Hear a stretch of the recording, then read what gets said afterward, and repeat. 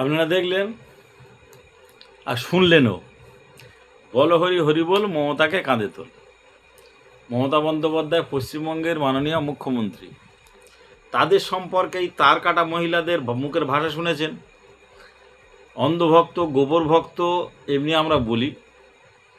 শুভেন্দু অধিকারী যখন তৃণমূলে ছিল তখন বলতো বিজেপি যারা করতো তাদের তার কাটা, ছ্যাঁচড়, চোর, মাতাল, চুল্লুখোর, ওই গুটখাখোর বলতো।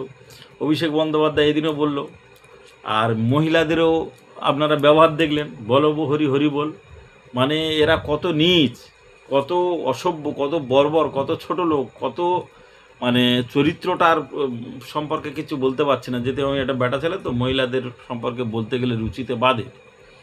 তা একটা স্ট্যান্ড নাও মুখ্যমন্ত্রী, যিনি এক আধটা সিট নয়, যিনি 200-র উপর সিট মানুষ ভোট দিয়ে যাকে নিয়ে এসছেন, এবং তার সব প্রকল্প যেটা গোটা ভারতবর্ষে নেই।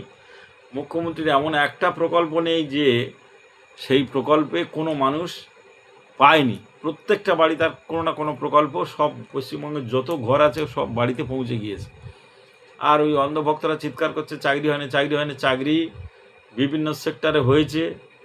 আর বাইরের রাজ্য থেকে, ওই গুজরাট থেকে, আপনার আসাম থেকে, আপনার বিহার থেকে, দিল্লি থেকে লোক এসে পশ্চিমবঙ্গে কাজ করছে, বা দিল্লিতে কলকাতায় আছে কি না দিল্লির লোকজন এসে দেখবেন। আর এদের মুখের ভাষা শুনলেন। আচ্ছা, বিজেপি মানেই কি 99% সব তার কাটা মালেরা বিজেপি করে? যদিও আগে আমরা জানতাম যেসব বাম ছিল, জালি বামগুলো এখন রাম হয়েছে। তা তাদের কি চরিত্র, মুখের ভাষা, আচার ব্যবহারের কোনো পরিবর্তন হয়নি? এই মহিলাদের মুখের ভাষা শুনলেন, এদের থেকে আপনি কি আশা করেন বলুন?